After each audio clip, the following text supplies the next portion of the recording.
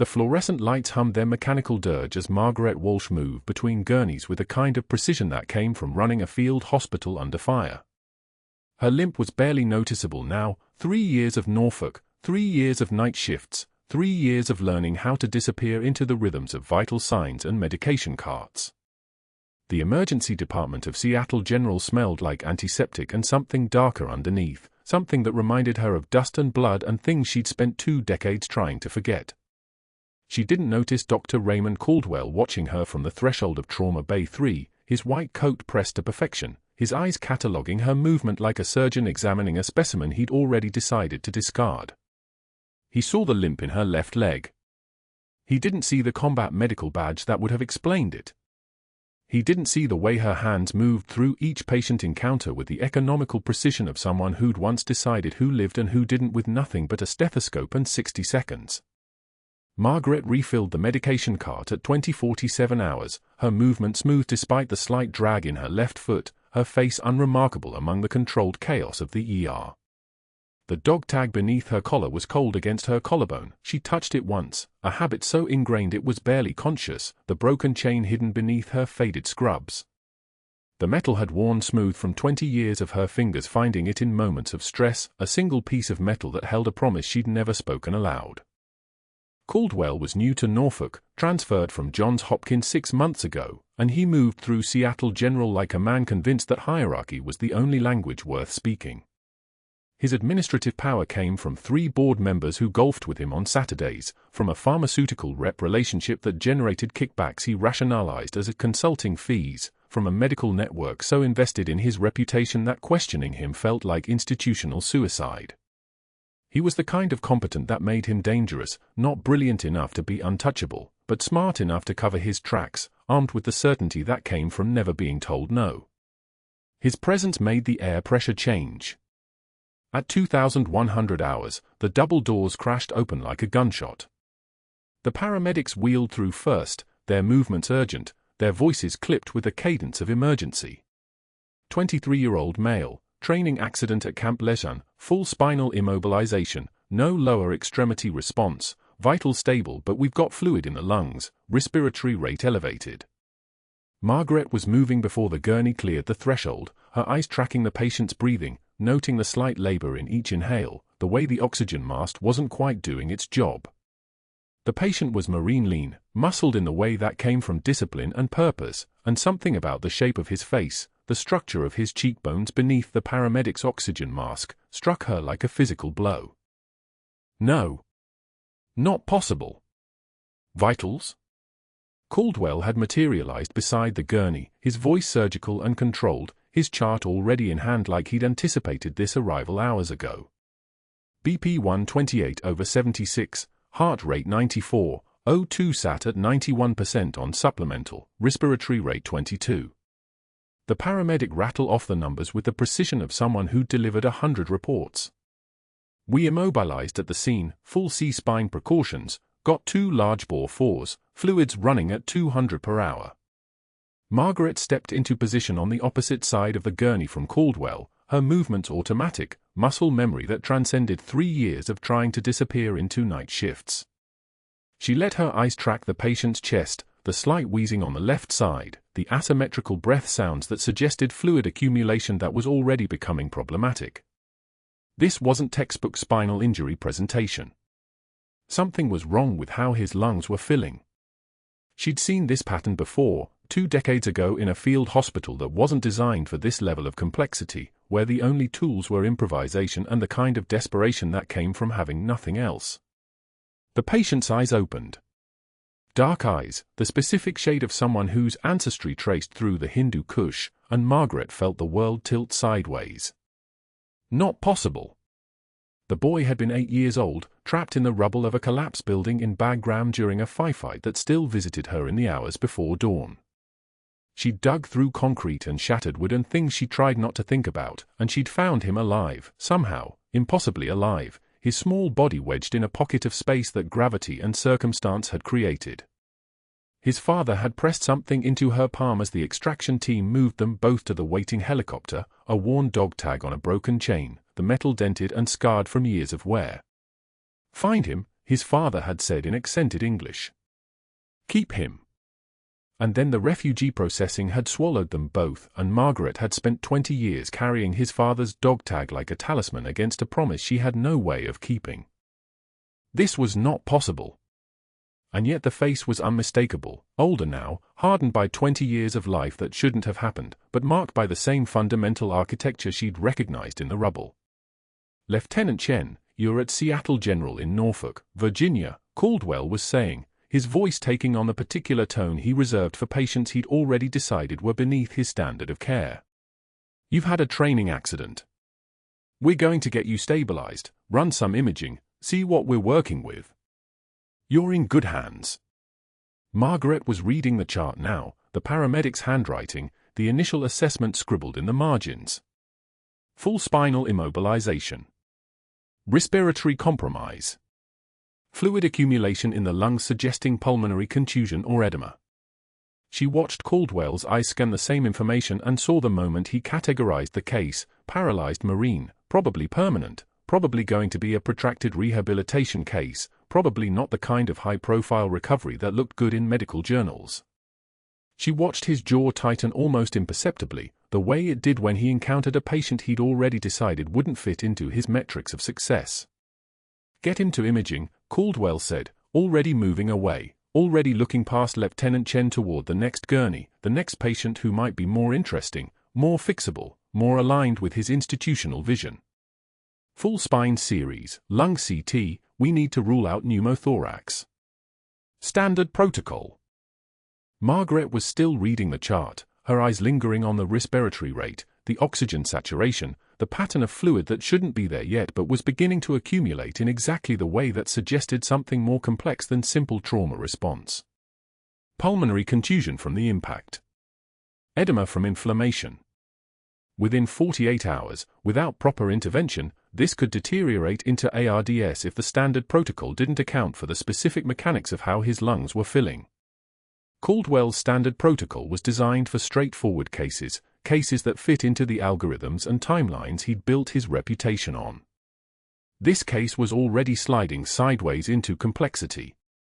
She touched the dog tag beneath her collar, her fingers finding it without conscious thought, and she looked directly at Lieutenant Marcus Chen's eyes for the first time.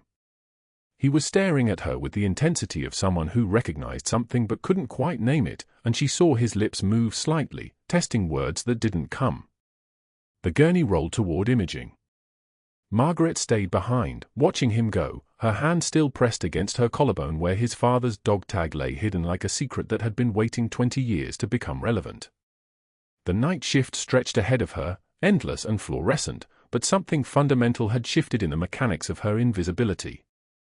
The dog tag was no longer just a promise. It was recognition. Boots on tile. 1, 2, 3. Margaret returned to the medication cart at 2,104 hours, her movements exactly as economical as before, but the familiar weight beneath her collar suddenly felt less like a memorial and more like a countdown. She had no idea what the next 72 hours were going to require, but her hands already knew. Her hands had known for 20 years. Caldwell passed her in the hallway and didn't acknowledge her beyond the briefest of nods, the kind of recognition reserved for competent staff who understood their position in the hierarchy. He was already planning his weekend golf game, already calculating which patients would fit his success metrics and which ones would be written off as acceptable losses. He had no idea that the paralyzed Marine in imaging was the bridge between two impossible things, that the woman he'd already mentally filed as the night shift nurse with the limp had once run a field hospital that saved lives he would never understand, in a war he'd only read about in journals that sanitized the cost. Margaret touched the dog tag one more time and kept moving. The morning staff meeting at Seattle General began the way most did, clinical, efficient, bloodless. Dr. Raymond Caldwell sat at the head of the conference table, his Italian leather shoes gleaming beneath fluorescent lights that hummed like trapped insects. 12 nurses, 4 residents, and 1 attending physician filled the room, their coffee cups arranged like small fortifications. Margaret stood along the back wall, her limp barely visible as she shifted her weight, watching Caldwell's fingers drum against the mahogany surface, the gesture of a man who'd grown accustomed to being obeyed. Lieutenant Chen presents with complete C5, C6 spinal injury from a training accident, Caldwell announced, his voice carrying the precision of a surgeon who'd spent 15 years climbing toward power. We're proceeding with standard decompression and fusion protocol. Conservative approach. Proven outcomes. Margaret's jaw tightened. She'd spent 18 months in Bagram running a field hospital where she'd learned to read injuries the way other people read books, the subtle signs that standard protocols weren't enough.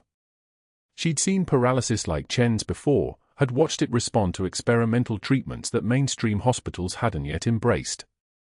The dog tag beneath her scrub shifted against her skin, a weight she carried like penance. "Doctor," Margaret said, her voice quiet but steady, "I've seen similar presentations in the field. There's an experimental protocol, CTSF stem cell therapy combined with intensive rehabilitation. The outcomes in comparable cases." Caldwell's head turned. His eyes met hers for exactly 2 seconds, and in that interval, she saw something worse than anger. She saw dismissal. Erasure. "Nurse Walsh," he said, each word a scalpel cut, "I wasn't aware your nursing degree included neurosurgery specialization. Perhaps you should stick to bedpans and leave medicine to the physicians." The room collapsed into silence. 12 pairs of eyes suddenly found their clipboards fascinating. A resident in the third row coughed into his fist. Margaret felt the comment land like a physical thing, not a punch, which would have been honest, but a dismissal so complete it suggested she'd never existed at all. Her hands remained steady at her sides. Her breathing didn't change. She took one measured breath, her jaw tightening just slightly, and said nothing.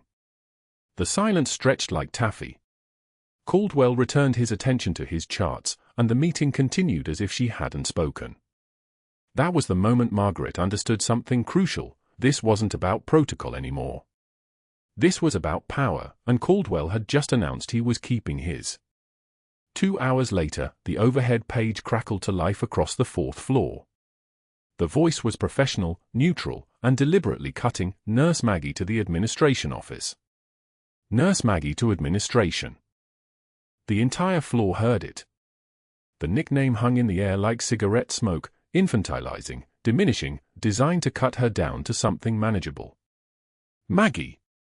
Not Margaret. Not Nurse Walsh. Maggie, the name nurses used for cafeteria workers and housekeeping staff. She felt eyes on her as she moved from the medication station, her limp slightly more pronounced now, the exhaustion of the morning making her body betray her. The dog tag beneath her scrubs felt heavier, pressing against her sternum like a small cold stone. The administration office was empty except for Caldwell, who stood by the window with his hands clasped behind his back, the posture of a man who'd already won. He didn't turn around when she entered.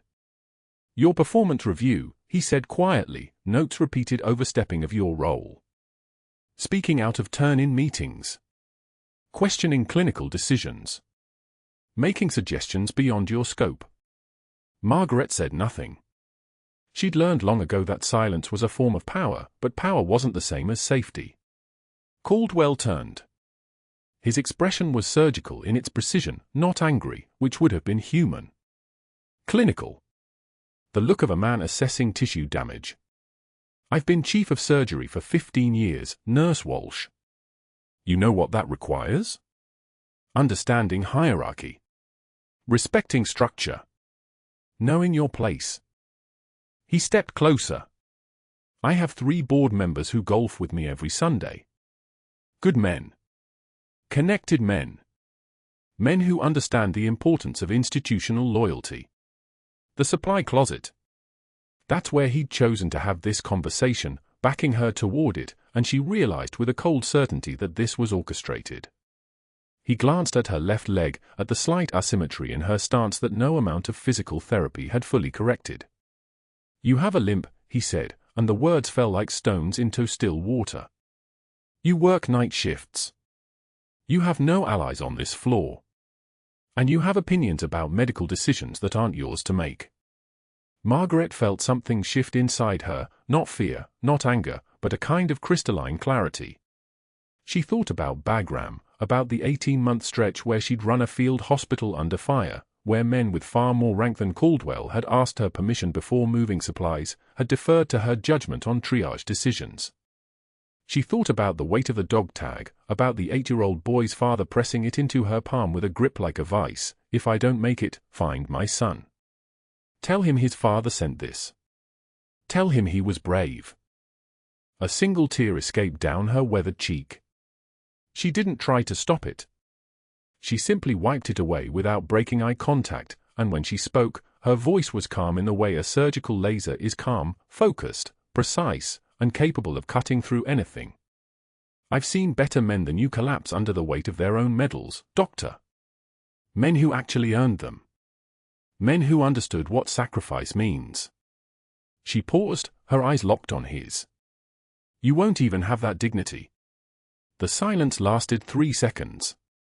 Caldwell's face remained perfectly still, but something flickered behind his eyes, a moment of actual fear, just enough to tell Margaret that he'd understood exactly what she meant. She moved past him toward the door, her limp no more noticeable than it had been that morning, her shoulders straight, her breathing steady.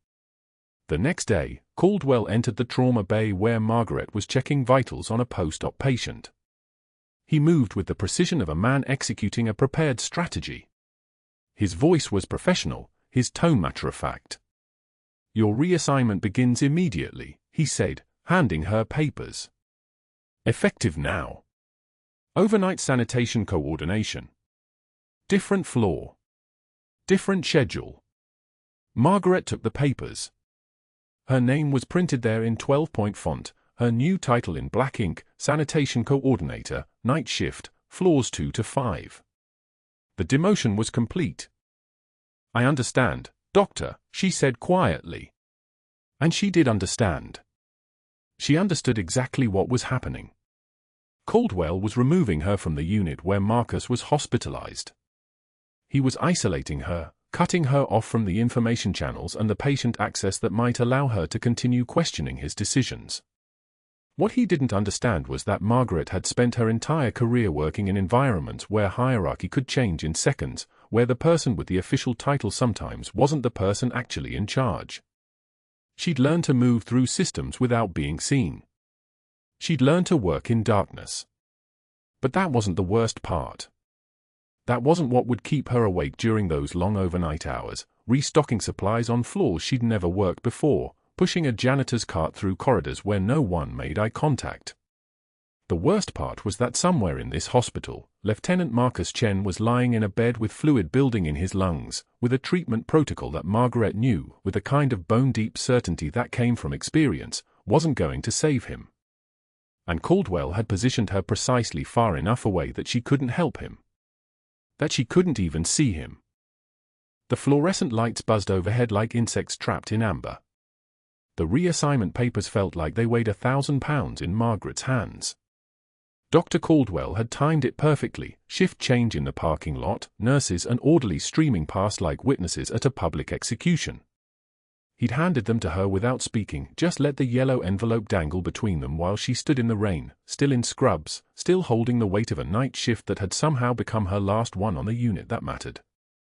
"Effective immediately," he'd said, his voice smooth as a scalpel. "You'll be reassigned to sanitation services. Third shift. The paperwork explains the disciplinary action." Then he'd walked away, boots clicking on wet asphalt, leaving her standing there while people she'd worked beside for 3 years pretended not to see her face. The night after the papers came, Margaret stood at Marcus's bedside at 0230 hours. Not on the official assignment. Not on the schedule Caldwell had engineered to keep her away from him. She'd come in through the stairwell on a floor that wasn't hers, moved like smoke through corridors that belonged to different shifts now. The ICU was skeleton crew at this hour, just one nurse per 4 patients, and she knew exactly which night shift nurse owed her from that time she'd stayed for hours past her clock out to help with a post-op bleed. Marcus was sleeping, his chest rising and falling in that rhythm she'd learned to read like a language. But something was wrong with the rhythm. She moved closer, watching. Listening. The ventilator was set correctly, she could see the numbers on the display, the oxygen flowing at the right pressure, but his breathing was labored in a way that made her think of something else. Something from another life. Something from a forward operating base in Helmand province where she'd seen fluid settle in lungs after explosions, after blunt force trauma to the chest wall. She didn't touch him. Just watched. Observed. The way his ribs moved suggested congestion beneath the surface, pressure building where it shouldn't. Pulmonary edema creeping in like fog, silent and invisible until it became a crisis. Caldwell's protocol was textbook medicine, by-the-book standard care for a spinal injury patient. But Marcus wasn't a textbook. He was a kid who'd survived a building collapse in Bagram and lived to walk again until another kind of collapse had stolen his legs. His lungs were probably scarred tissue nobody had documented because nobody had asked the right questions. At 0256 hours, Margaret returned to the break room on her new floor, the one that smelled like industrial bleach and the ghost of other people's forgotten lunches. She opened her locker, the one they'd given her in sanitation, and pulled out the MRE wrapper she'd kept for 20 years. It had come from a meals ready-to-eat package in 2003, from a rucksack that belonged to someone else now, someone whose name she didn't say anymore. She'd kept it because it was the closest thing to a tangible piece of that life, proof that she'd survived something that had broken everyone around her. The wrapper was faded, the printing nearly illegible, but the material was still intact. Flexible. Waterproof. The kind of thing that stopped air from moving where it shouldn't. The code alarm hit at 0300 exactly. Not a drill. The sound came through the speakers, a sustained tone followed by the location, ICU bed 7, and Margaret was already moving before her conscious mind caught up with her body. Muscle memory took over. Her hands knew the path, knew the speed required, knew how to move through a hospital in crisis without making it seem like running. The ICU was controlled chaos when she entered. The on-call resident, a young man whose name she'd learned during shift changes, Chen, no relation to Marcus, stood frozen at the bedside, staring at the monitor where the waveform had flatlined into a straight line that meant nothing, meant everything, meant death counting down in seconds. The attending nurse was already at the crash cart, pulling the defibrillator pads, calling for help. "Airway," Margaret said. Not a question. Not a request. The word came out with the weight of 20 years of training compressed into 2 syllables, and the resident's head snapped toward her like she'd struck him. "He's got fluid." Bilateral crackles. "The ventilator's not enough." She didn't wait for permission. Her hands moved to Marcus's chest, assessing the rise and fall, feeling for the movement of air that wasn't there. The MRE wrapper was already in her palm. She'd removed it from her pocket somewhere between her locker and the ICU, though she didn't remember making that decision. Her fingers worked with terrifying fluid precision, tearing the wrapper to the right dimensions, finding the intercostal space at the third rib, mid-axillary line. The skin was warm and alive beneath her touch. "What are you doing?" the resident asked, but it was too late. Margaret was already creating the seal, pressing the wrapper against the entry point, angling it to create negative pressure, her other hand supporting the chest wall. The physics were brutal and simple, the seal that prevented air from moving in the wrong direction, that allowed the lungs to expand, that bought time in 90 seconds before equipment arrived.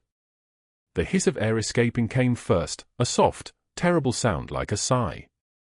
Then the oxygen saturation number on the monitor climbed.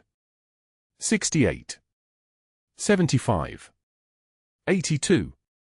The resident was calling something into the phone. The attending nurse had stopped mid-motion, frozen by the sight of what Margaret was doing, what was working when nothing else had any right to.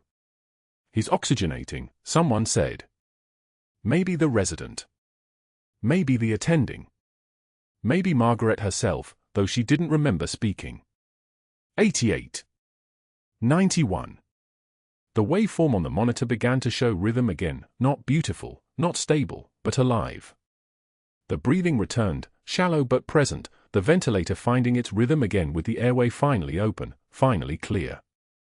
The crash cart arrived, but by then Margaret was already stepping back, her hands falling away from Marcus's chest, her jaw tight with something that might have been relief or rage or the precise intersection of both.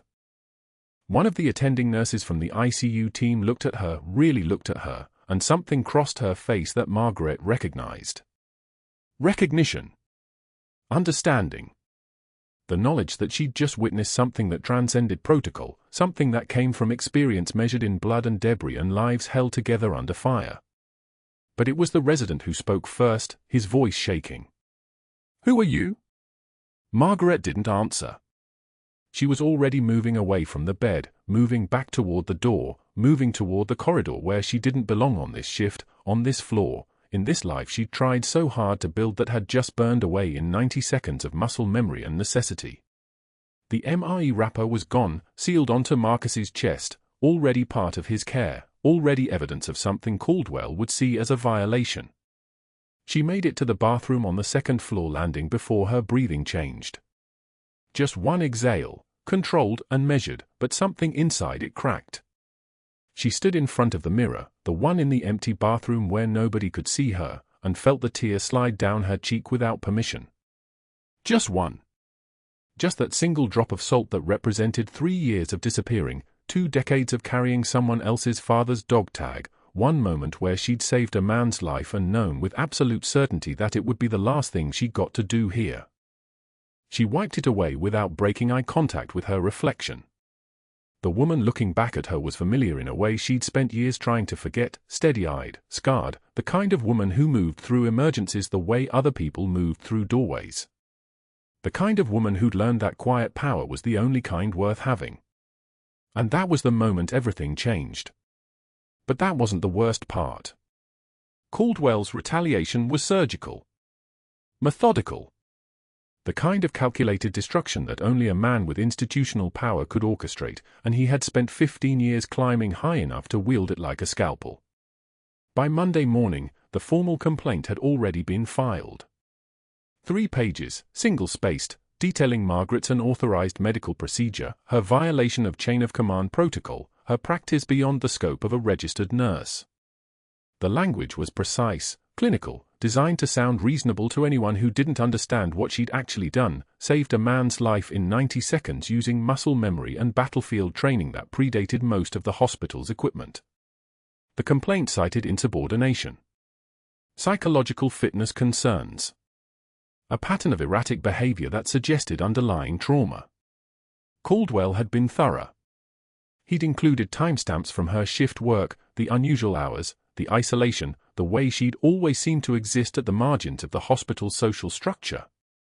To a board reviewing the file without context, it would read like a documented safety concern. To Margaret, it read like exactly what it was, a calculated dismantling of her credibility. But the complaint was just the opening move. By Tuesday, the 2 nurses who'd witnessed her save Marcus's life, Sarah Chen and David Ortiz, both with 15 years of experience between them, received reassignment notices. Sarah got bumped to pediatrics on the day's shift, where she'd have no patient overlap with ICU. David transferred to oncology on the opposite wing, a permanent severing of his ability to corroborate anything about Monday night's code.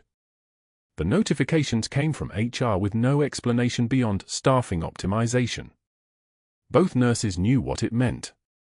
Both had tried to call Margaret, but she'd already stopped answering. The schedule adjustments came next, surgical in their precision.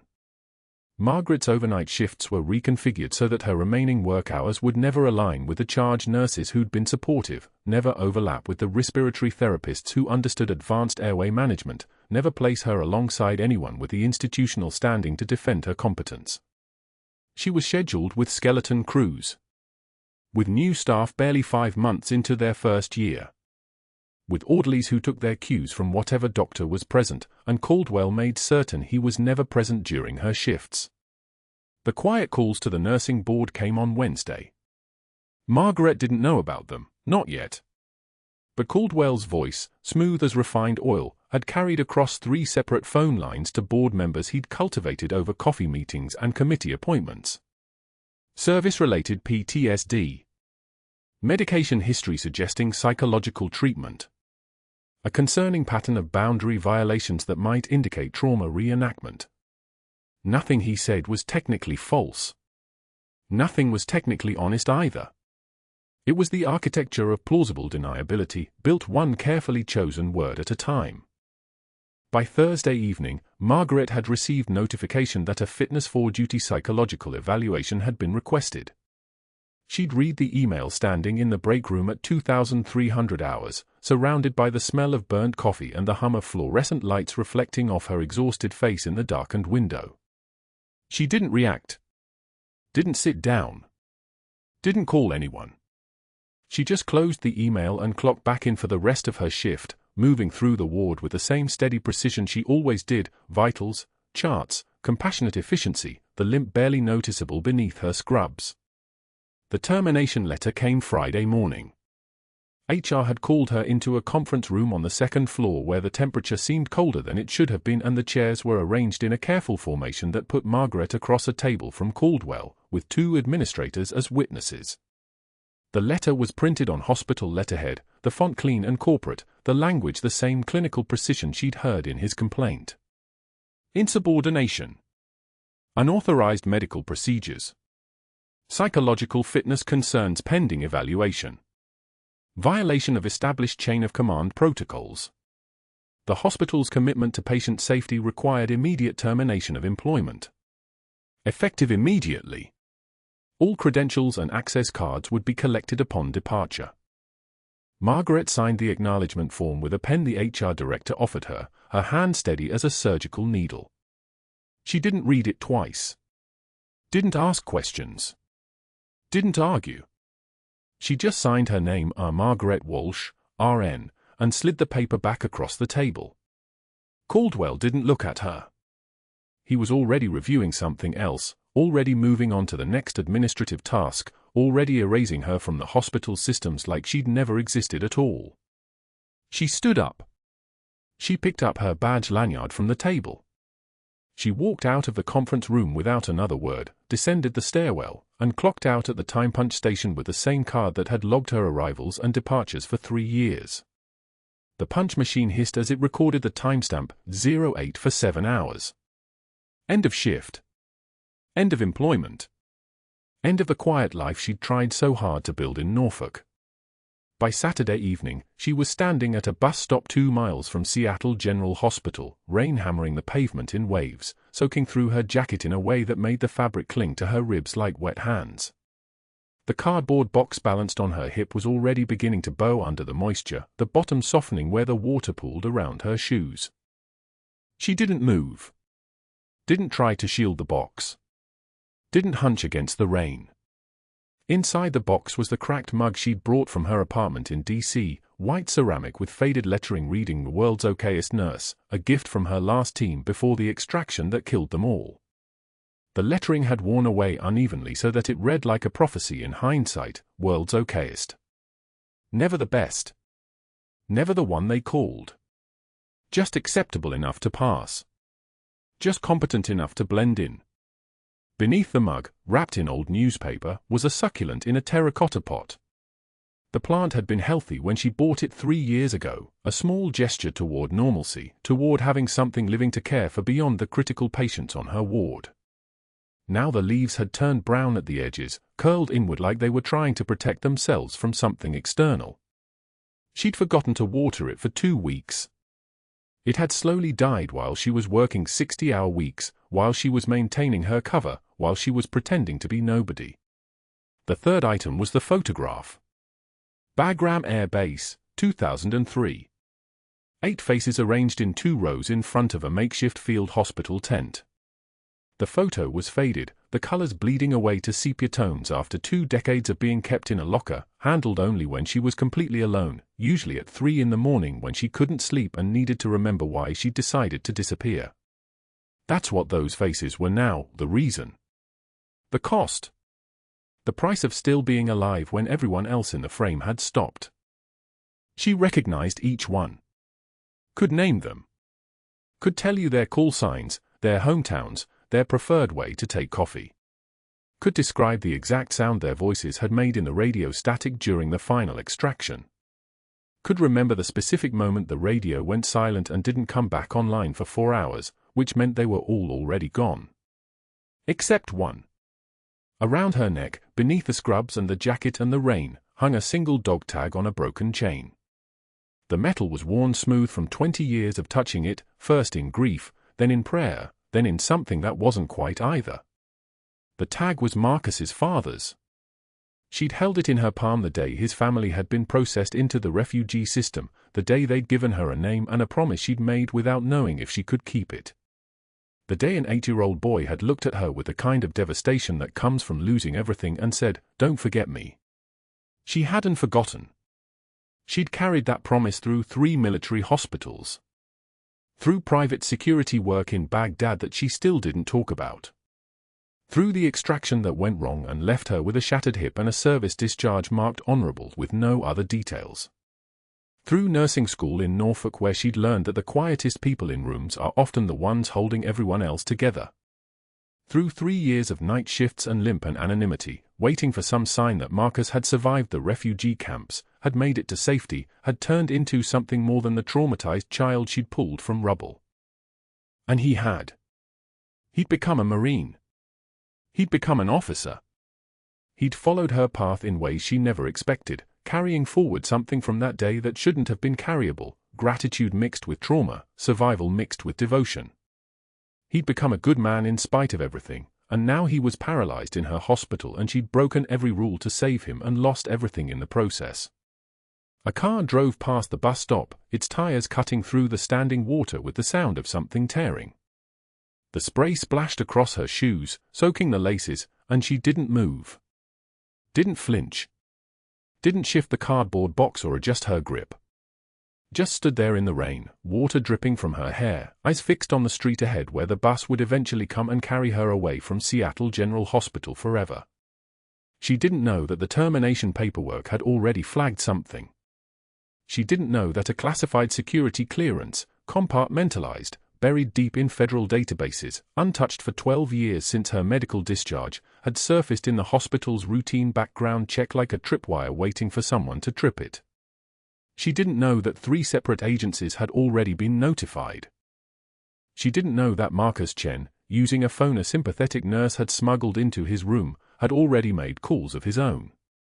She just stood at the bus stop in the rain with a dying plant and a cracked mug and a photograph of dead soldiers, waiting for the next part of her life to begin, unaware that the next part had already started without her. The hospital's routine background check for Margaret's termination paperwork did what 3 years of night shifts and careful invisibility had failed to prevent. It triggered a system designed to catch exactly one thing. The personnel database cross-referenced with federal security clearance registries, and there it was, buried in classified layers like a tripwire waiting for someone to step on it. Level Delta clearance. Active status. Combat Medical Officer designation. The young nurse processing the exit paperwork, a girl named Sarah, maybe 23, felt her hands shake as she read the screen. She'd never seen one before. She didn't know what it meant. She pulled her supervisor over anyway, pointing at the red-flagged notation, and the supervisor made one phone call to hospital administration, which triggered automatic protocols that had been sitting dormant for 2 decades, waiting for exactly this moment when a classified asset walked into a civilian hospital and tried to disappear into the filing system. By Monday morning, the visitor area was fuller than it had been in 3 days. Marcus was sitting upright in a wheelchair. He'd graduated from the bed that morning, and his breathing was easier, the experimental protocol already showing results that Caldwell's standard treatment had never approached. The nurses had started whispering about it, the kind of whispers that spread through a hospital like electricity through copper wire. Margaret hadn't been back since Saturday. She didn't plan to come back. The cardboard box under her apartment kitchen table was all the goodbye Seattle General got. But Marcus had made calls. A sympathetic nurse named David had smuggled in a phone, and Marcus, who'd spent 8 years as a Marine and understood how to make decisions under pressure, had used that phone to call the one person who might have answers. He'd called his commanding officer. He'd called the 75th Ranger Regiment.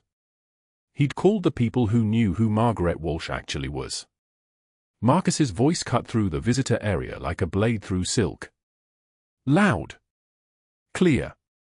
Carrying the precision of someone trained to project authority across hostile terrain. Major Walsh saved my life in Bagram when I was 8. She came back for me when the building collapsed. Caldwell stood 12 feet away, reviewing charts on a tablet, and his body went rigid. The room did what rooms do when they hear a detonation. It went quiet. Not the polite quiet of a hospital hallway. The suffocating quiet that comes when air pressure changes, when everyone suddenly understands they've been standing on ground that's about to open beneath them. Visitors stopped mid-conversation. A resident dropped her pen. The monitoring equipment beeped its steady rhythm into silence. Sarah from administrative processing hadn't left her desk. She had printouts in her hands, papers trembling slightly because some part of her understood what she was reading without fully comprehending it. Her voice started soft when she began reading aloud, almost apologetic, the way someone speaks when they know they're delivering information that will break something in the room that can't be put back together. Security clearance level, she read, then swallowed. Special Forces. Medical Officer. Multiple combat deployments. Each word landed like a hammer strike. Caldwell turned. His face had gone the color of antiseptic on a wound that won't close. He looked at Marcus. He looked at the papers Sarah was holding. He looked at the doors. The doors opened. Not the slow opening they usually made. They opened the way automatic mechanisms open when someone approaches fast, when intention carries weight. The man who came through them was tall in the way buildings are tall, not just height but presence that made the air pressure change, that made nurses step back without being asked. He wore civilian clothes, but his bearing was pure military, the kind of posture that comes from spending 20 years understanding that every movement carries meaning. Behind him were two more, younger, with the same undefinable quality that marks people who've trained together, who've moved through darkness as one organism. The SEAL team commander's voice was quiet when he spoke. Quiet voices were dangerous voices. Quiet voices meant certainty. 2 bronze stars, he said, standing before Caldwell's frozen face. The words hung in the air like artillery coordinates. 1 silver star. He paused. Watched Caldwell's hands, which had begun to shake. Combat Medical Badge. Purple Heart. Each medal was its own sentence. Its own moment. The commander wasn't loud. He didn't need to be. The hospital had stopped breathing. Major Margaret Walsh ran a field hospital under fire for 18 months in Bagram province. She lost her entire unit covering an extraction operation in Nangarhar. 8 soldiers. Dead because she stayed. The commander's eyes were the color of a winter Atlantic, and they never left Caldwell's face. One of them was my best friend. The silence was so thick you could operate in it. A fluorescent light panel buzzed overhead like distant thunder, and somewhere in the ICU, a ventilator wheezed its mechanical rhythm, unchanged and indifferent to the fact that everything had just shifted. Caldwell opened his mouth. Closed it. His hand moved to loosen his tie, and the gesture looked like a man drowning, reaching for anything that might hold him above water that was already closing over his head. The commander didn't move. The 2 operators behind him didn't move. Marcus sat in his wheelchair with his father's dog tag, the one Margaret had carried for 20 years, now visible on a chain around his own neck, a bridge between 2 wars separated by decades but connected by one woman who'd kept her word when keeping words cost everything. It wasn't the SEAL commander who ended it. It was an FBI agent who arrived Monday morning, carrying federal paperwork and the kind of authority that makes hospital administrators start making phone calls to lawyers. The investigation Caldwell had launched into Margaret's credentials, the one that was supposed to bury her, to prove she was unstable, to ensure she could never work again, had triggered automatic protocols at the federal level. The system had looked at her clearance and immediately looked at the man who'd filed the complaint. And when the system started looking at Caldwell, it found patterns. Patterns in pharmaceutical procurement. Patterns in supply contracts. Patterns in the way his preferred drug formularies always seemed to funnel money to specific companies whose representatives took him to fundraisers and golf outings where conversations happened that weren't written down anywhere. By Tuesday, federal auditors were in the hospital's pharmaceutical procurement office with evidence boxes stacked like ammunition crates. They found purchase orders that didn't match patient populations. They found rebate agreements that shouldn't exist. They found emails, years of emails, showing Caldwell steering hospital formulary decisions toward expensive drugs in exchange for consulting fees that appeared in shell companies registered in Delaware. By Wednesday, the medical board had suspended his license pending criminal investigation. The suspension came with a letter that used the word egregious twice and included phrases like pattern of ethical violations and immediate removal from all clinical duties. The nursing board released their own statement. Nurses came forward with stories they'd been too afraid to tell when Caldwell still had power. Altered medication charts. Patients denied care because they'd questioned his judgment. Residents pressured to falsify outcome reports. The board members who golfed with him released statements through their attorneys about zero tolerance and institutional values. Their lawyer sent copies to the hospital administration with follow-up letters about their client's complete separation from any wrongdoing. It was the speed of it that destroyed him more than the details, not the how, but the velocity. By Thursday, his office was being cleaned out by someone wearing gloves, his name being stripped from the surgical wing dedication plaque by facilities staff who didn't meet anyone's eyes. The local news picked it up Wednesday evening. By Friday, it was front page. By Saturday, it wasn't news anymore. It was history. Dead weight. The kind of thing people reference as proof that the system works, before they forget about it entirely and move on to the next scandal. Margaret got her reinstatement offer Monday afternoon. Full back pay. An apology from the hospital board. A new position created specifically for her, patient advocate and combat medicine consultant. The title meant she would work directly with high-risk trauma cases and train staff in advanced field medicine protocols. It meant she would never again spend a night shift pushing a mop in a closet, hoping no one recognized her limp. It meant Seattle General was admitting, without using those exact words, that they'd made a mistake the size of a mountain range. The experimental treatment protocol for Marcus was approved within 48 hours of Caldwell's suspension. The new chief of surgery, a woman named Dr. Reeves, had reviewed the data, listened to Margaret explain her reasoning, and signed off without hesitation. The kind of simple yes that had taken 3 years to earn.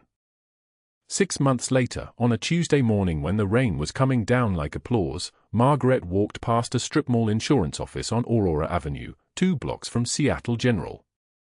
Through the window, the glass smudged with fingerprints and rain, she saw Raymond Caldwell sitting at a folding table beneath a banner reading Auto and Home, Ask About Our Rates. His tie was loosened. His face had gone grey in the way faces go grey when everything has been taken and the taking continues anyway. He was holding a phone, staring at it. Waiting for a customer who wasn't coming. Margaret didn't slow down. Didn't acknowledge him. Didn't let her eye settle on him for longer than it took to register his presence. She just kept walking, her limp barely noticeable anymore, toward Seattle General's entrance, where the new staff directory gleamed in polished brass beneath the morning light. Major Margaret Walsh, RN, patient advocate. The letters were precise. Permanent. Marcus was in physical therapy twice a week now, regaining limited function in his upper body, the experimental protocol showing results that shouldn't have been possible but were happening anyway. He visited her office on Tuesday and Friday afternoons, and they didn't talk much about Bagram. Some things don't require words. Some things require presence. The dog tag, his father's dog tag, still hung beneath Margaret's scrubs where it had always belonged, now matched by a second one that had turned up in Marcus's belongings after the hospital cleared out Caldwell's office. Both tags had been ordered by the same soldier, the same day, for 2 people he loved. One had been kept. One had been carried. Now they both hung together, a doubled promise, impossible to lose. The nurses who passed her in the hallways now moved differently. Straighter. With the kind of posture that comes from understanding you're walking through space occupied by someone who'd been tested in ways that didn't have language. The residents listened when she spoke. She was quiet, she'd always been quiet, but the quiet meant something different now. It meant authority. It meant the kind of silence that comes before commands, after battles, during the moments when everything hinges on what one person does next. The hospital had implemented new protocols based on her field experience. She was training staff in combat medicine techniques that had already saved 3 lives in the first month. Combat tourniquets at 0300. Pressure dressing protocols for penetrating trauma. The MRE wrapper technique, the real name for it, was being taught to every trauma nurse. The procedure that had almost destroyed her was becoming standard practice. A young nurse named Jessica asked her one afternoon in the break room how she'd stayed so calm during everything with Caldwell, how she'd kept working when he was destroying her career systematically, intentionally, with surgical precision. Margaret poured coffee into a mug with no cracks, a new one, because the old ones have to break eventually, and her voice came out exactly as it always did. Quiet. Certain. The kind of voice that had given orders across hostile terrain, that had held dying soldiers while helicopters landed outside. The quietest person in the room might be holding it all together, she said. She lifted the coffee. Steam rose from it like captured heat. Sometimes the holding is all anyone can do. But holding is everything. She took her coffee and walked back to the ICU, where someone always needed help, where the work continued, where she finally stopped hiding and started living again, one shift at a time, one patient at a time, one promise kept at a time. If you've been with us before, welcome back, hit that like button. If you're new, we're glad you're here, please subscribe. Either way, leave a comment and say hello.